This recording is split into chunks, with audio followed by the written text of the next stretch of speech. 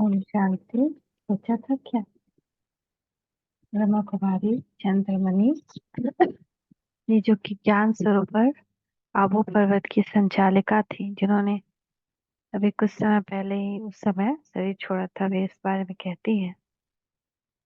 ईश्वरीय विद्या अध्ययन के अलौकिक जीवन में सभी यज्ञवश यह समझकर चल रहे थे कि अब जबकि हम प्रभु के हो चुके, प्रभु हमें मिल गए और उनसे हम डायरेक्ट हम पढ़ रहे हैं तथा लालन पालन भी ले रहे हैं, तो अब हमारे लिए संसार में करने योग्य कोई कार्य नहीं रहा, बल्कि अब तो ईश्वरीय विद्या प्राप्त करते हुए तथा योग तपस्या करते हुए हमें तो अपने देह रूप कलेवर को छोड़कर परम धाम को जाना है।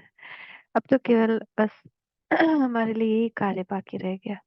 अब प्रभु प्राप्ति हो गई है। अब प्रभु के मधुर चरित्रों के रसास्वादन का सौभाग्य भी हमें प्राप्त हो गया है और हम अतीन्द्रिय सुखमय जीवन में ही चल रहे हैं। तो अब और क्या दौड़ धूप करना बाकी है।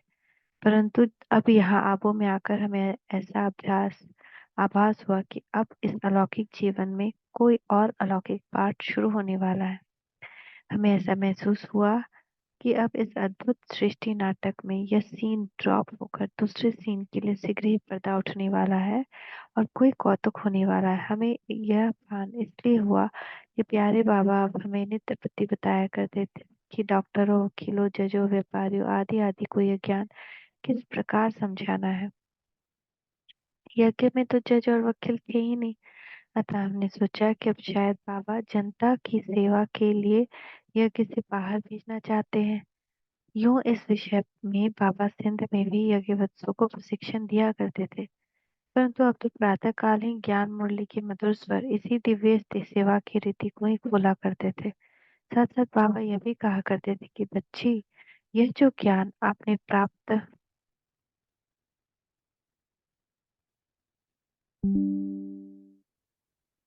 किया है, यह बहुत ही अद्भुत और अनमोल है। यह प्राय लुप्त हो चुका है।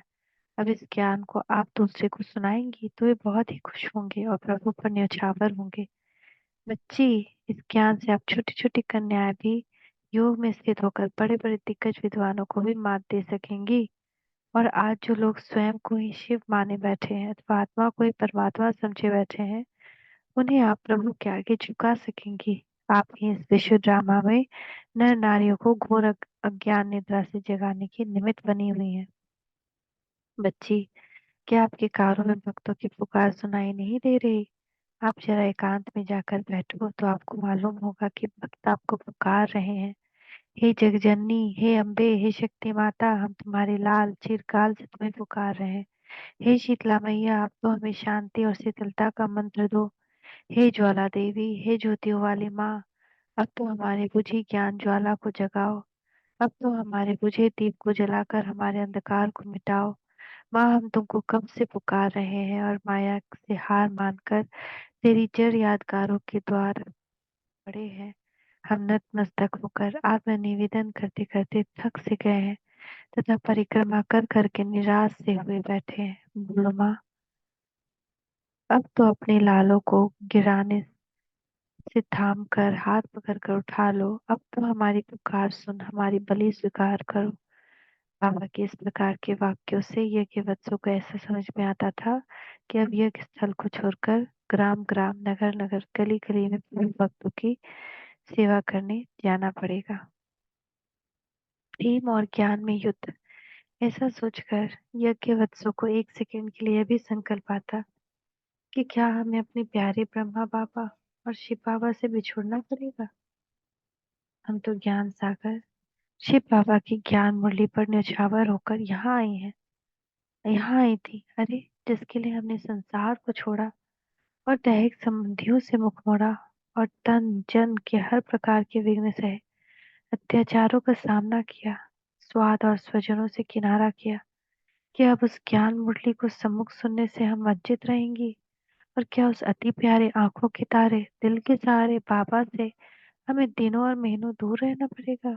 नहीं नहीं, यह हमें किसी भी कीमत पर स्वीकार नहीं। दूसरे ही क्षण ज्ञान उन्हें ईश्वरीय कर्तव्य की पहचान देकर कहता, अरे गोपियों, निस्संदेह तुम प्रभु प्रेम में पली हो। तुमने उस प्रभु पर सब कुछ न्यौछावर किया है, परंतु तुमने उस प्रभु से पिताश्री के तन द्वारा इतनी अनमोल सेवा ली है, इतने वर्षों तक शिक्षा प्रशिक्षा तथा लालन पालन लिया है। क्या तुम उस प्रभु के अलौकिक सुख पाकर उसे स्वयं तक सीमित रखोगी? क्या तुम उस ज्ञान सागर से ज्ञान का खजाना पाकर दूसरों में उससे कुछ भी दान नहीं करोगी? प्रभु ने स्वयं को तुम वत्सों के आगे प्रत्यक्ष किया है। क्या तुम उस गुप्त प्रभु को जन जन के आगे प्रख्यात नहीं करोगी? यदि तुम जिन्होंने की प्रभु को पाया है और उससे पवित्रता और अतीन्द्रिय सुख का वरदान लिया है, संसार के लोगों में ईश्वरी संदेश नहीं दोगी? तो क्या स्वयं प्रभु पिताश्री के वृद्ध शरीर में आकर गली गली नगर नगर में सोए हुए लालों को जगाने जाएंगे? गोपियों, माना कि तुमने प्रभु को पहचाना है, परंतु क्या दूसरों को उस प्रियतम की पहचान नहीं दोगी? क्या आप उस प्रभु प्रेम में ऐसी खोई रहोगी कि भारत की दुखी नारी पर दया नहीं करोगी? इसी प्रकार गोप गोपियों पर यज्ञ वत्सों के मन रूपी मैदान में प्रेम और ज्ञान का के बीच संग्राम चलता था। इधर बाबा की मुरली में प्रतिदिन यही शिक्षा स्पष्ट रूप से मिलने लगी कि बच्ची, आपने ज्ञान तो पाया ही है। 14 वर्ष तक आपको योग तपस्या भी कराई, अब आप ज्ञान गंगाएं बनो और अपनी योग शक्ति का जलवा दिखाओ। जो सीखा है उसका सबूत प्रमाण दो।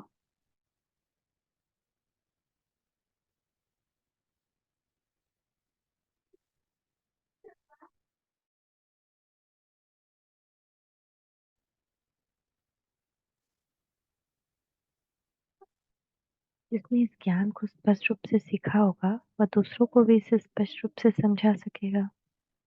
अतः अज्ञातवास अथवा वनवास का समय पूरा हुआ। हॉस्टल में रहने का समय भी समाप्त हुआ। संसार में कोई भी पाठ सदा एक जैसा नहीं चलता। अब आप सोए हुए को जगाओ। बाबा कहते हैं, बच्ची, यह समय अविनाशी ज्ञान यज्ञ है।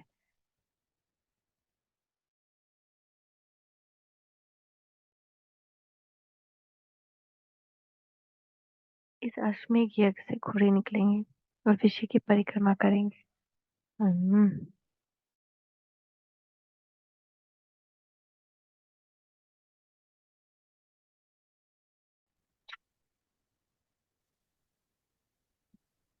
बाबा कहते, बच्ची, यह अश्वमेध का विनाशी ज्ञान यज्ञ है। यह अश्वमेध यज्ञ से घोड़े निकलेंगे और विषय की परिक्रमा करेंगे। शास्त्रों में भी इस बात का धुंधला सा उल्लेख है कि अश्वमेध यज्ञ से घोड़े निकले थे और उन्होंने राजा विराट को जीता था। वह आपके कर्तव्य का तो गायन है। आप ही तो इस अश्वमेध यज्ञ से निकले हैं। अतः अब आप जाकर ज्ञान की शंखध्वनि करो और दिग्विजय करो। आपको यह तो ईश्वरीय वरदान मिला हुआ है कि अंत में विजय आपकी होगी। आपकी ज्ञान गजगोर से भारत की जनता जागेगी और एक दिन आएगा जब आपकी उच्च धारणा की जयगान गाई जाएगी। वाह, वाह बाबा वाह। कभी बाबा कहते हैं, बच्ची, बाबा आए हैं दैवी घराने की पुनः स्थापना करने के लिए। अन्य जो धर्म स्थापक अपना अपना धर्म वंश स्थापित करते हैं, उनके घराने की आत्माएं तो परम धाम से आकर साकार होती हैं और इस प्रकार उनके वंश की वृद्धि होती है। परंतु दैवी धर्म की पुनः स्थापना का कार्य उनके कार्य से न्यारा है। आपके दैवी धर्म की तो सभी आत्माएं इस पृथ्वी पर है, परंतु स्वयं को भूलकर विकारी एवं पतित बन चुकी है। अतः आपने तो इन्हें अपने धर्म और कुल की स्मृति दिलाने का कार्य करना है और उन्हें पावन बनाकर फिर से देवी देवता बनने का लक्ष्य देना है। बच्ची, यह तो सतयुगी दैवी स्वराज्य स्थापित हो रहा है। उसके लिए राजा प्रजा सभी देवी देवता ही चाहिए। उस आने वाले स्वराज्य में राजा महाराजा वे बनेंगे जो अपनी प्रजा बनाएंगे, अर्थात जो दूसरी आत्माओं को भी ईश्वरीय ज्ञान द्वारा पतित से पावन अथवा मनुष्य से देवता बनाने की अलौकिक सेवा करेंगे। ऐसे सर्विसेबल सेवाधारी बच्चे ही मुझे अति प्रिय हैं। यो तो आप सभी मुझे प्रिय हैं, परंतु आप में भी ज्ञानी आत्मा तो मुझे अति प्रिय है, क्योंकि ज्ञानी दूसरों को भी अपने समान बनाने की उच्च सेवा करता है। अतः बच्ची, आपने जो पढ़ा है अब वो दूसरों को पढ़ाओ। इन युक्तिपूर्ण मधुर मुरलियों से बाबा सभी बच्चों को अब ईश्वरीय सेवा जाने के लिए प्रेरित करते।